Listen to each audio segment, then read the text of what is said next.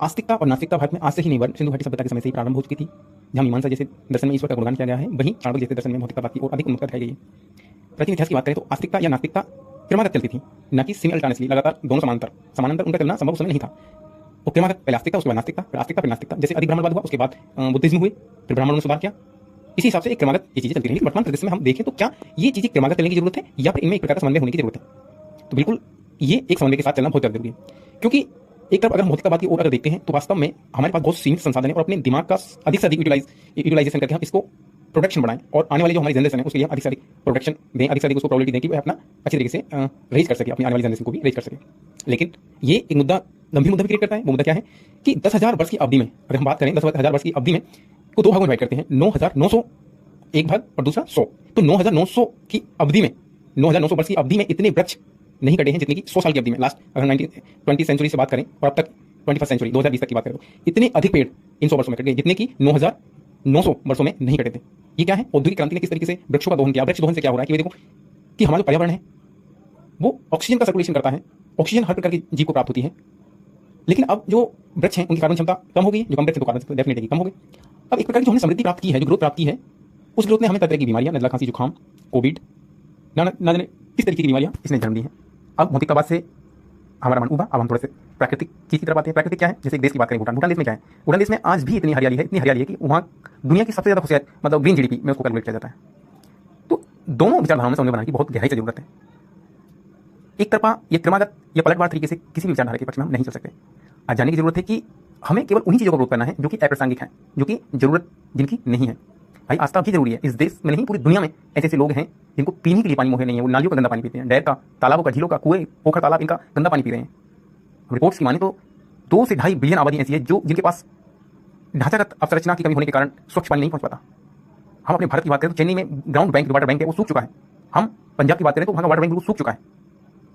लोग आशा जोड़ के देखते हैं भाई, उनको धन प्राप्त नहीं होगा लेकिन जीवन में खुशियां लाने के लिए कहीं ना कहीं आशा जोड़नी पड़ेगी, घर में, परिवार में। लेकिन आज सबसे बड़ा आधार कारक जो है वो पैसा है। जिन लोगों की पारिवारिक आय कम है वो जरूर निराशा के शिकार होते हैं, जरूर उनके घर में मतलब एक प्रकार का आर्थिक उत्पीड़न होता है, सामाजिक वांछना उनको मिलती है, लोग दूसरे लोगों से आस्था जोड़ते हैं।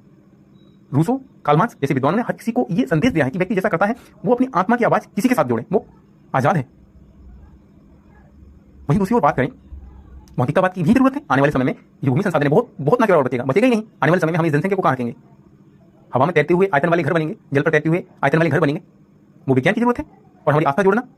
उनके पास इतना धन नहीं है, जीवन यापन के लिए इतने अधिक संसाधन नहीं है, लेकिन वह खुशियों को तो महसूस कर सकते हैं, उसके तो अधिकारी हैं। हमें किसी भी विचारधारा के बारे में बोलने से पहले बहुत गहराई से समझ लेना चाहिए कि भारतीय संविधान का जो मूल है, हमें अधिकार दिए हैं तो हमारे कर्तव्य भी दिए हैं। ये एक अच्छा समय है, 21वीं सेंचुरी कहें इसको, बहुत अच्छा समय है। निष्ठा का अधिकार, अभिव्यक्ति का अधिकार की व्यक्ति 1980 के दशक के बाद जो इसका विस्तार बढ़ा है वो मानवीय हित में ही बढ़ा है। लेकिन मानव को भी समझना चाहिए कि हमें एक तरफ क्रमागत ढपला नहीं बजाना है। भाई ये हम भारतीय हैं, हमारी जिम्मेदारियां हैं। मैं कुछ शेयर कर रहा हूं, ये भी मेरी जिम्मेदारी है, ये मैं बैलेंस बना के बोल रहा हूं, क्योंकि मेरी जिम्मेदारी है। मैं किसी से शत्रुता कर ही नहीं सकता। शत्रुता इसलिए नहीं कर सकता कि मेरे ध्यान में शत्रुता बैठेगी तो वो मेरे हित की नहीं है। आपको विरोध करना है किसी भी संप्रदाय का, किसी सिद्ध पुरुष का, तो आप इस आधार पर कीजिएगा ना, जैसे कि डॉक्टर बी आर अम्बेडकर ने किया था, कैरियर जी ने किया था। और आपको आस्था रखनी है तो इस हिसाब से रखो ना किसी में, जैसे कि स्वामी विवेकानंद ने ईश्वर रखी थी, विज्ञान को पूरा माना। दयानंद सरस्वती जी ने आस्था रखी वेदों में और बुराइयों को दूर हटाया, जाति प्रथा का खंडन किया, विधवा विवाह कर सकती थी, ऐसे लोगों ने विधवाओं के लिए एक नया जीवन दिया, अग्नि परीक्षा ये सब समाप्त हुई। तो सुधार की तो जरूरत है, लेकिन उससे पहले भारतीय संविधान का जो मूल है उसको समझ लेना बहुत ज्यादा जरूरी है। कोई भी किताब, कोई भी लेक्चर, कोई भी व्याख्यान आप सुने तब आप उसको अपने अंदर से लेके जाएंगे। ज्ञान एक ऐसी चीज है जो इंसान को हल्का करता है, जो इंसान को आजाद करता है, जो इंसान को वो सब त्यागने के लिए मजबूर करता है जो त्याग देना ही चाहिए। ईगो इंसान का आधार हो सकता है, लेकिन इस ईगो को कहां कम करना है ये हमें बहुत गहराई से समझना चाहिए। संप्रदायवाद अंग्रेजों की देन है। 1857 के बाद उन्होंने संप्रदाय को आधार बनाकर हिंदू मुस्लिम के बीच दरार डाली और शासन किया। आप देखते नहीं किस तरीके से लास्ट में जाते जाते पाकिस्तान और भारत दो देश बना के हृदय फाड़ दिया बीच में से। आज इतना पैसा वहां पर लगता है साल के साल। मैं एक रिपोर्ट देख रहा था 2020 के, मैंने डाटा देखा था 2021 और 20 का 47,000 करोड़ का बजट उधर। ये कैसा नासूर है, ना ये पूर्ण रूप से ठीक हो सकता, ना ही हम इसका इलाज करना छोड़ सकते। तो कहने का मतलब है कि मानसिकता किसकी थी संप्रदायवाद में? भाई भारतीय दर्शन को समझो, एक चीज तो मानो, या भारतीय दर्शन के हिसाब से, दर्शन का मतलब जानना, जीवन को जानना। अब भारतीय दर्शन को के हिसाब से या ईश्वर को मानो, या भारतीय दर्शन के हिसाब से प्रेम को मानो। अपने घर में किसी से भी, अपने हर व्यक्ति, अपने मम्मी पापा, भाई बहन, सगे संबंधी, चाचा चाची, सभी से प्रेम करो। आपको फिर ईश्वर मानने की जरूरत ही नहीं है। और निष्पक्ष, निस्वार्थ, फ्रैंकली प्रेम करो मेरे भाई। उसके बाद अगर वह आपको चीट करते हैं, वह आपको समझने से मतलब समझने से मना करते हैं, तब देखना आपको जो दिखेगा वह ईश्वर होगा, आपके सामने खड़ा होगा।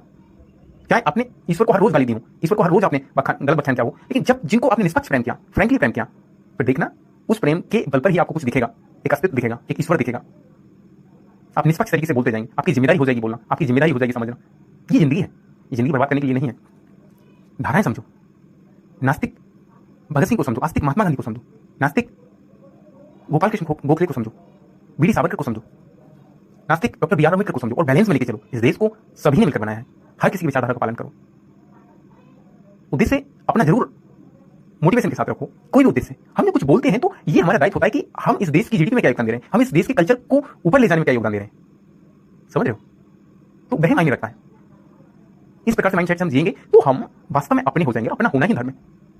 अब इसका मतलब खुद नहीं निकलेंगे भाई अपने हो गए तो मतलब हम किसी के नहीं। भाई अपना का मतलब ही अपना है, अपना का मतलब ही आजादी है, अपना का मतलब ही सुकून है, चैन है। समझदारी आने की एक बहुत बड़ी चुनौती यह है कि आपको एक्सप्लेनेशन देना पड़ता है अस्तित्व को, खुद को, कि भाई मैं नहीं गलत हूं, खुद से कहना पड़ता है मैं नहीं गलत हूं, मैं गलत के साथ नहीं हूं। That's all.